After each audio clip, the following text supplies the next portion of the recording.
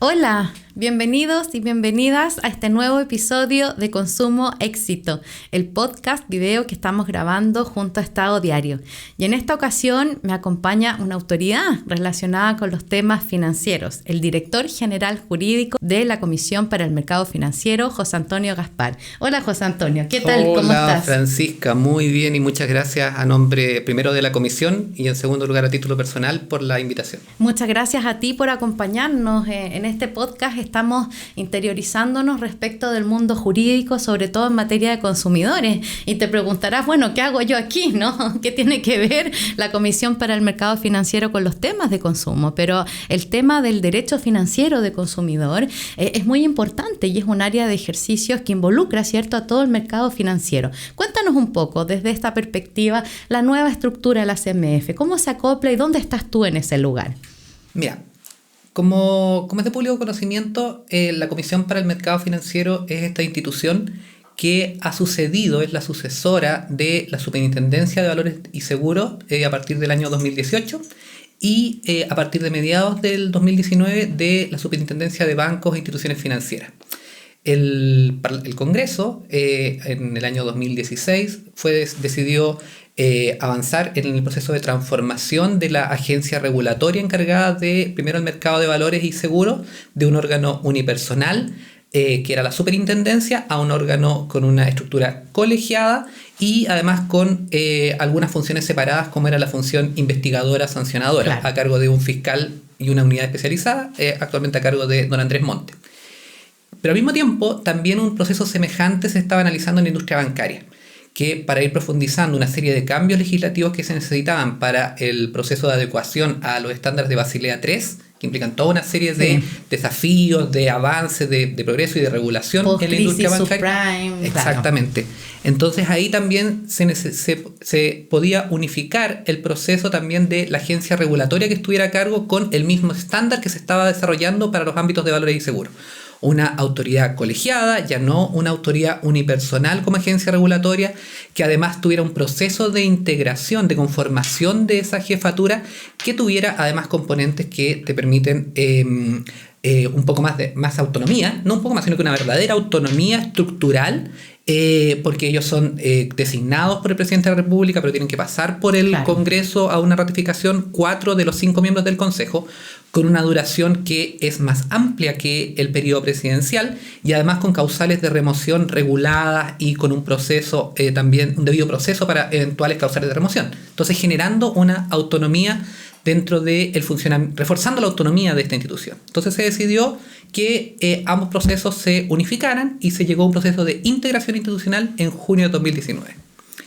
¿Cómo nos afectó al equipo jurídico? Eso te iba a preguntar, ¿cómo le afecta al equipo jurídico la integración en materia de seguros, de valores, bancos, instituciones financieras, en el entendido que históricamente y de forma cultural también son dos instituciones distintas que conversaban de forma distinta, que tenían un ethos distinto, ¿no? Entonces no piensa solamente dos, piensa tres. Tres, claro. Valores, seguros y banca.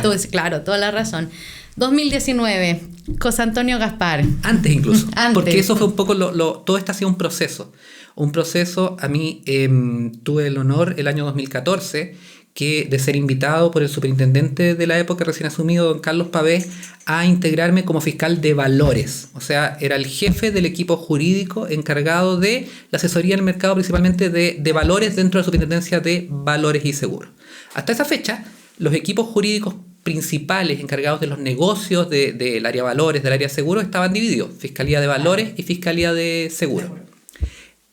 En el camino de este proceso de la transformación de la SBS a lo que fuera la comisión, sin considerar todavía banca, en mayo del 2017 el superintendente decide integrar, entre otras cosas, los equipos jurídicos de valores y seguros. Entonces se crea un área jurídica en mayo del 2017, con lo cual se unifica este proceso. Y dentro de los objetivos que motivaron al superintendente Carlos Pavés todavía a hacer ese cambio, un primer cambio dentro de lo que era el equipo jurídico, era decir, a ver, somos una sola institución, estamos encaminándonos a un proceso de transformación y podía verse tanto sinergias como compatibilidades dentro de lo que es el análisis jurídico. Claro. Que, buena parte de las mirada, es una sola mirada. Buena parte, por ejemplo, de las entidades en materia de valores son sociedades anónimas. Todas las compañías de seguro son sociedades anónimas especiales. Entonces, criterios semejantes, por ejemplo, operaciones entre partes relacionadas, criterios de funcionamiento del directorio, estándares, etc. También respetando las particularidades de cada una de sus áreas. En materia de seguro, evidentemente tiene toda una lógica el contrato de seguros muy distinta a los títulos de crédito, lo propio del mercado de valores. José Antonio, ¿y qué pasa el 2019? Ya. Con esa ya instancia creada, el 2019 viene la integración institucional, pero no provoca inmediatamente unos cambios dentro de la estructura de la Comisión para el Mercado Financiero, sino que fue, nos integramos, o sea, pasa a ser una sola cabeza, pero los equipos quedan igual. Y se va desarrollando todo un proceso de conocer los equipos, liderado por el Consejo ahora, el Consejo encabezado por Joaquín Cortés en esa época como presidente, de ir conociendo bien los equipos, cómo funcionan, para ir desarrollando. Incluso hubo procesos de asesoría externa para poder desarrollar, cuál fuera la estructura óptima interna. Incluso hubo una asesoría internacional del Fondo Monetario Internacional. ¿Y a qué llevó eso? En materia de estructura, en cuanto a decir, este es un proceso en el cual se crea un regulador semi-integrado, pero a diferencia de otros modelos internacionales donde podían haber reguladores por objetivo de solvencia y objetivo de conducta. Entonces, ante esa dicotomía, la decisión del Consejo, asesorado con estas asesorías internacionales y nacionales, internamente crear un Twin Peaks, internamente crear un foco de solvencia y un foco de conducta. Siguiendo también ciertos instrumentos comparados, ¿no? El modelo de Twin Peaks es un modelo que se habla largamente precisamente después de Basilea para controlar desde una manera preventiva y otra represiva, si lo quieres poner así, ¿no? Como mercado, que es lo que en general dice más relación con los temas de consumidores, y solvencia, que sería el otro modelo. Pero más que consumo, el funcionamiento de la institución financiera a sus clientes. Ese es el foco, ¿no? De conducta. La CMF, la Comisión para el Mercado Financiero, tiene como foco la mirada macro del mercado, ¿no? La mirada macro del mercado. Y desde esa perspectiva, ya nos comentabas que desde el 2014 estás en la red pública, en la función pública, te ha tocado integrar distintos modelos, distintos desafíos, y ahora una sola institución que supervigila todo el mercado financiero. Y eso es mucho, ¿no? Al menos desde el punto de vista del derecho al consumo, es gran parte de las principales herramientas que conocemos de tu primo hermano, que sería el subdirector jurídico, la subdirectora jurídica del Servicio Nacional de Consumidor, con todas las herramientas que ellos tienen. Vámonos a algunos casos en concreto. Estamos dentro del mercado financiero. Hay temas que actualmente se están discutiendo y que tienen mucho impacto, tanto para la estabilidad, conducta, mercado financiera, como también desde la perspectiva del cliente consumidor. Conversemos un poco de la fintech. ¿Qué te parece a ti el desarrollo y auge que ha tenido? ¿Cómo lo ven ustedes? ¿Tienen alguna postura institucional respecto de eso? La CMF históricamente ha estado muy atenta al desarrollo del mundo fintech, e incluso ha tenido que estar muy cercana a ellos por precisamente una primera aproximación que tenían las entidades fintech de decir, ¿cuál es mi regulación? Claro. Tanto cuál es mi regulación, soy regulado o no soy regulado, como también el interés de ser regulado. Esa es una señal curiosa, ¿eh? En general uno no tiene mucho interés, una industria en general no presenta interés en ser regulado, ¿cierto? Créeme que aquí es al revés. Créeme que aquí lo interesante de esta industria y de otras industrias que uno puede apreciar como Comisión para el Mercado Financiero y antes como Superintendencia de Valores, era precisamente el interés de esas industrias de entrar dentro del perímetro regulatorio, de decir, como un estándar de calidad y un estándar quizás muy propicio de calidad, decir, tengo una agencia regulatoria de, humildemente, el prestigio que tiene la Comisión en la Superintendencia, de decir, me monitorea. Cancha, ¿no? Me monitorea, de poder presentar algo como un sello, que puede ser muy interesante, decir, me monitorea esta entidad y por lo tanto soy responsable de esta entidad. Si tú eres un cliente de esa entidad, puedes saber, a quién tanto te está revisando esa entidad, como también que puedes tratar de recurrir a ella si tuvieras algún problema para que fiscalice a la entidad. Entonces, en ese camino fue desarrollándose toda una tensión, si permites catalogarlo así, en cuanto a las fintech de decir, ¿somos regulados o no somos regulados? Y queremos ser regulados en casos subsidiarios.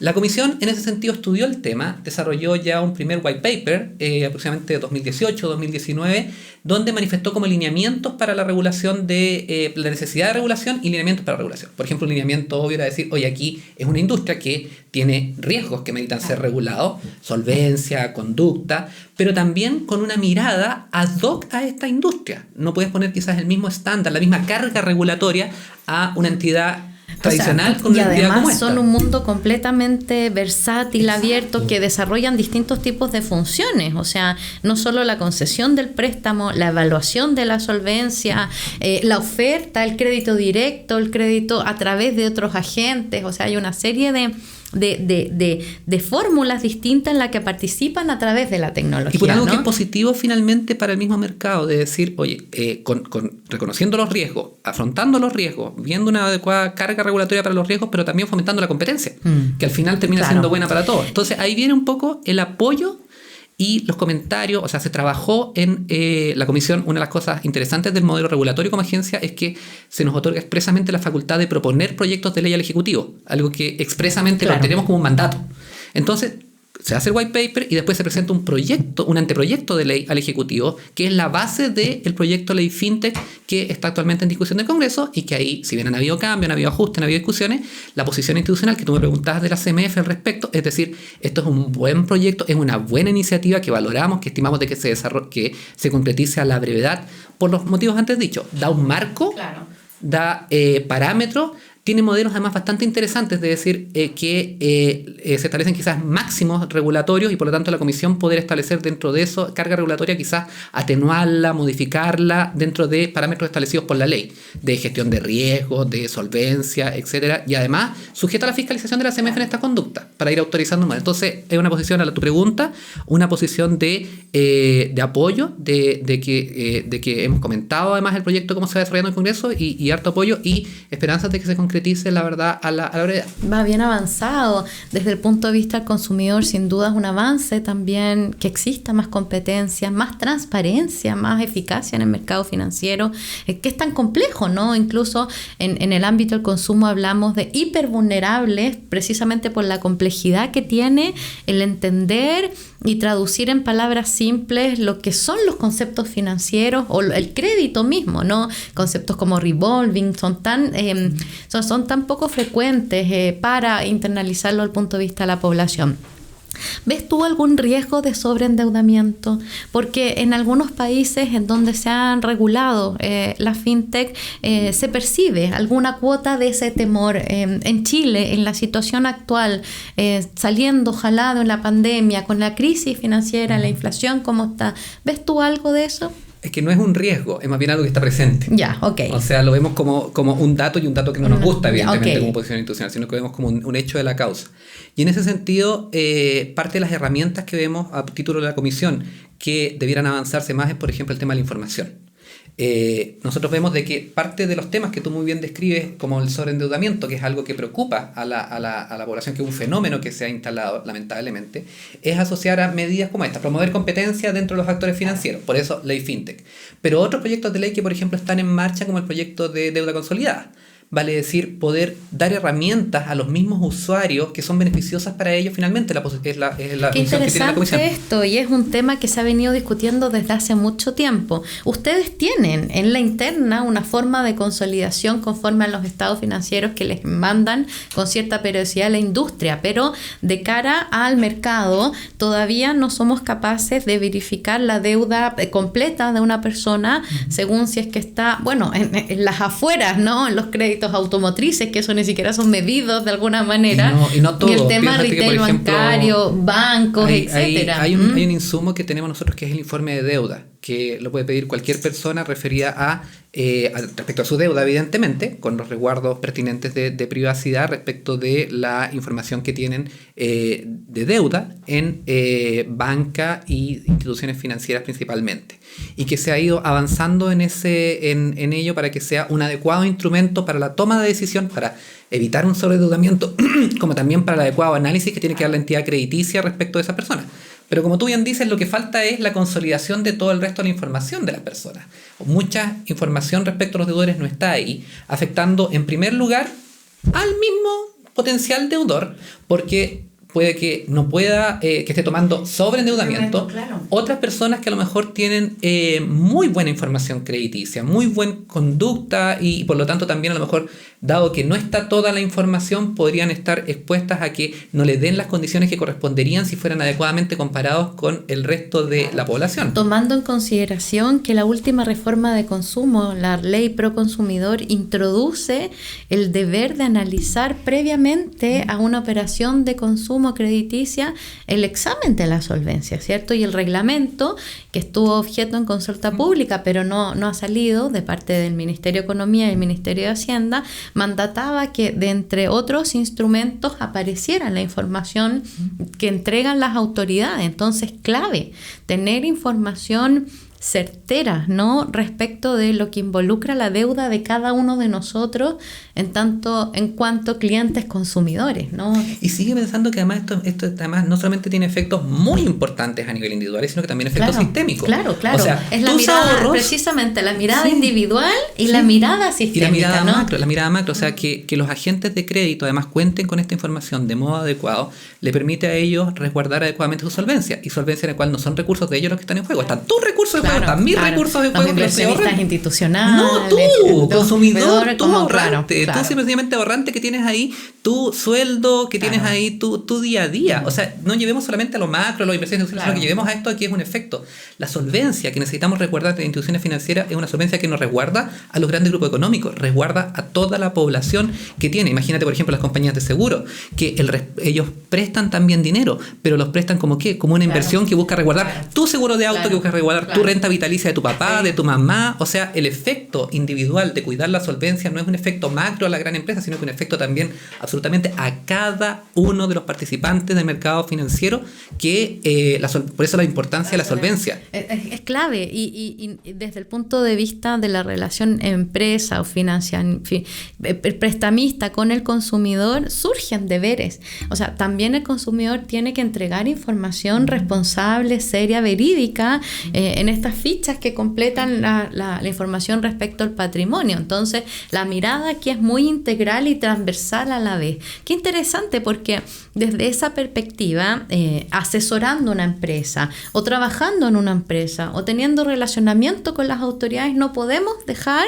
de mirar, tal como tú lo dices, ¿no? Esta cuestión de una manera muy integrada y muy sistémica, no solo por el temor de una multa en materia de consumo, de una eventual responsabilidad, sino también del efecto sistémico que podría producirse. De otro lado, tenemos proyectos de ley tan curiosos, por llamarlo de alguna manera, que intentan, o al menos eso se ha dicho, ¿no? Que podrían producir una merma en lo que refiere a la estabilidad del sistema financiero, otorgando, quizás con buenas intenciones, ¿no? Con buenas intenciones, la posibilidad de borrar, ¿cierto? De estos ficheros de solvencia, de estos burós de crédito, ¿cierto? Digamos, las condiciones actuales o los scores, los rankings, coloquialmente conocidos como los borronazos. El DICOM, borronazo, ¿cierto? ¿Qué opinión tienen ustedes? La posición institucional es una posición de que entendemos las buenas intenciones y entendemos que pueda estimarse de que es una respuesta frente a la misma situación que estamos conversando sobre endeudamiento. Es una respuesta quizás en principio como intuitiva, pero técnicamente y responsablemente creemos que no es la respuesta adecuada. ¿Por qué? Porque precisamente lo que estamos enfocando, lo mejor para, primero, el público destinatario del crédito es contar con la mayor información posible para la adecuada asesoría, para la adecuada toma de decisión responsable en cuanto a mi situación financiera. También para el resto de la población. El resto de la población lo mejor es la información.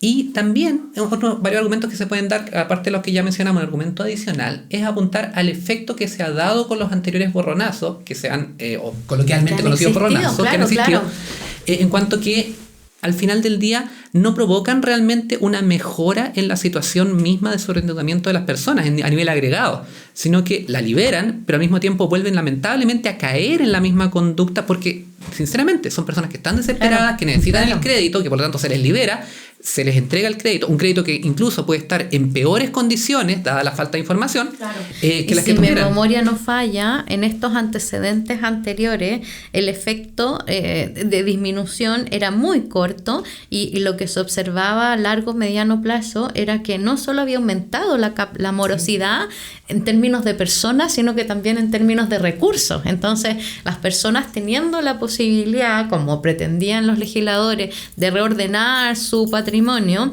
se endeudaban y más aún como una forma de acceder al crédito.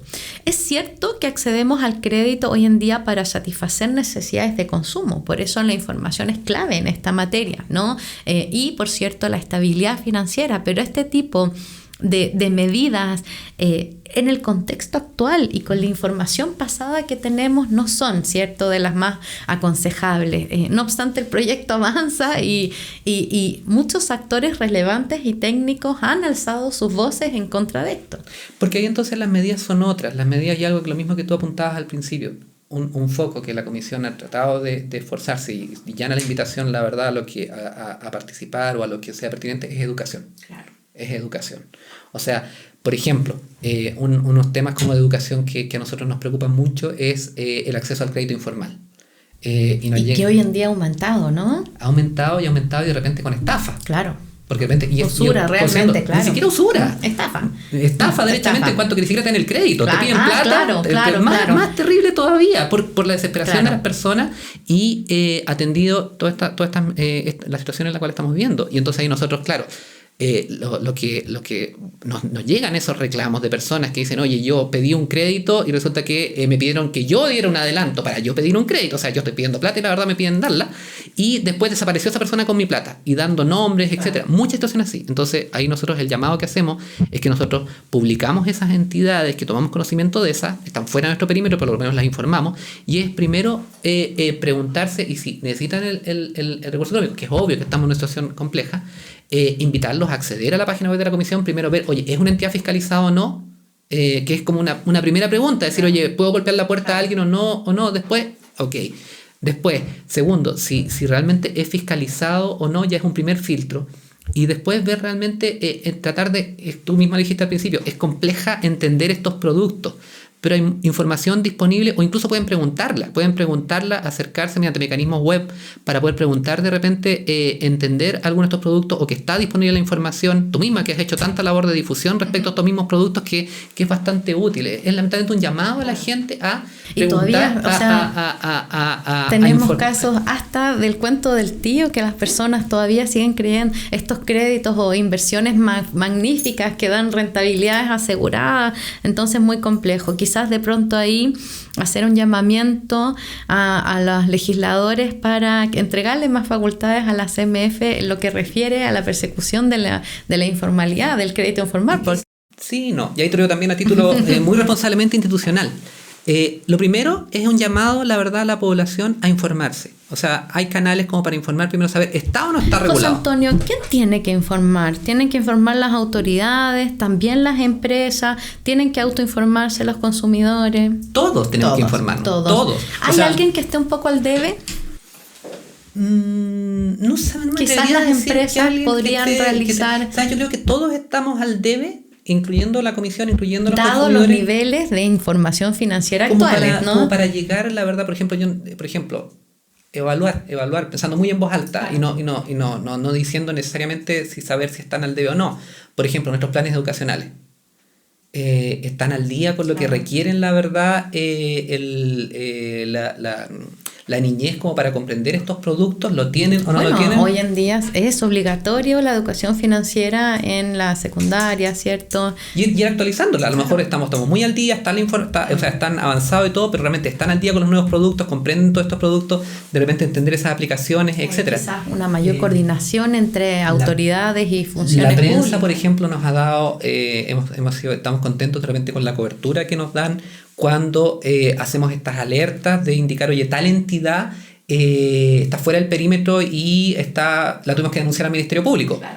es un buen punto. Pero el Ministerio Público mismo, ok, la herramienta penal, que supuestamente es la más potente, pero el Ministerio Público de repente se encuentra con que estas entidades están fuera del país. Claro. Y entonces ahí ya, ¿a quién acude? ¿A quién acude si lamentablemente yo, inocentemente y desesperado, pedí crédito a una entidad y resulta que esa entidad me pidió la plata, se transfirió, se fue y todo el punto? Claro. Entonces, ese tipo de situaciones proliferan cada día más, ¿no? Proliferan cada día más. Hay un rol también y que se monitorea, por ejemplo, lo hemos estado conversando con otras entidades, como por ejemplo con la Unidad de Análisis Financiero, con los agentes del mercado, porque muchas de estas operaciones ocurren a través de canales de cuentas corrientes, de cuentas BIC y todo el punto. Y ellos tienen un deber que la Unidad de Análisis Financiero lo monitorea, de reportar de repente operaciones sospechosas. No pienses solamente en la operación sospechosa a operaciones a grandes niveles, sino que también de repente pueden ser micro operaciones, pero que son con un patrón de conducta y que esas entidades tienen un deber y cumplir y reportar a la financiera. Muchas entidades que tienen que colaborar y que estamos colaborando al respecto. Ya terminando esta muy interesante conversación que hemos estado teniendo con esta mirada macro, ¿no?, que ofrece el análisis desde el punto de vista